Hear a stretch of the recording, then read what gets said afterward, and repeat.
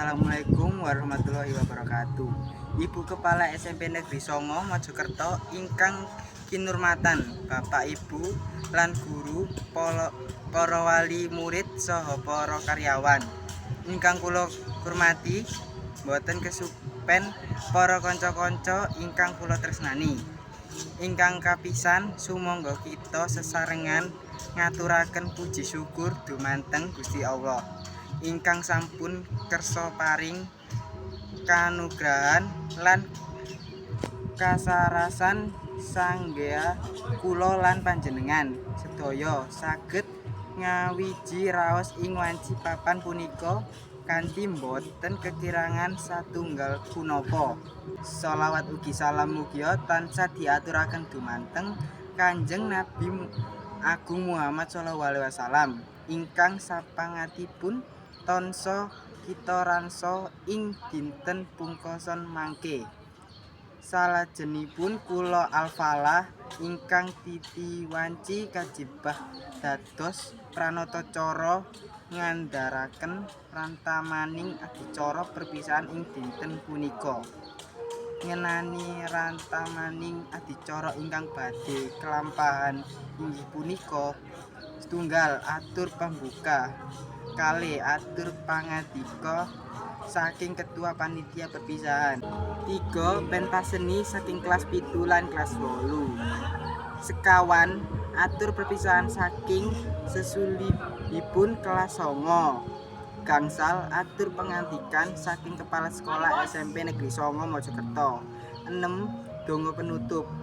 Adicara kaping pisan inggih menika pambuka. Sumangga kula lan panjenengan sedaya kita buka adicara dinten punika kanthi maos waosan basmalah sesarengan matur nuwun. Adicara kaping kalih inggih menika atur pangadika saking ketua panitia dumanteng kula panitia wekdal saha papan kula aturaken. Sumangga matur nuwun.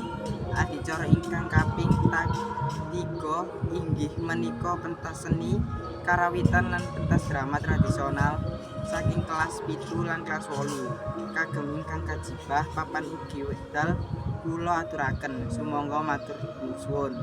Adicara salanjengen utawi ingkang kaping sekawan inggih menika atur perpisahan ingkang badhe dipun andharaken dening sesulihipun kelas 9 kagem ingkang kajibah papan ugi wekdal kula aturaken. Sumangga matur nuwun. Adicara salangipun inggih menika atur pangadikan saking kepala sekolah SMP Negeri Songo Mojokerto dumanteng Ibu Kepala Sekolah papan ugi wekdal kula aturaken. Sumangga matur nuwun. Adicara ingkang pungkasan inggih menika danda sarta penutup. Sumangga kita pungkasi adicara ing siang menika kanthi waosan hamdalah kanthi sesarengan alhamdulillahirabbil alamin. Matur nuwun. Para rawuh ingkang kinurmatan, kula minangka pranatacara ngaturaken agunging samudra pangaksama dumanteng para rawuh menawi wonten kirangipun anggen kula matur satentoyaning klapa nyuwun pangapunten saking kelepatan kula. Wassalamualaikum warahmatullahi wabarakatuh.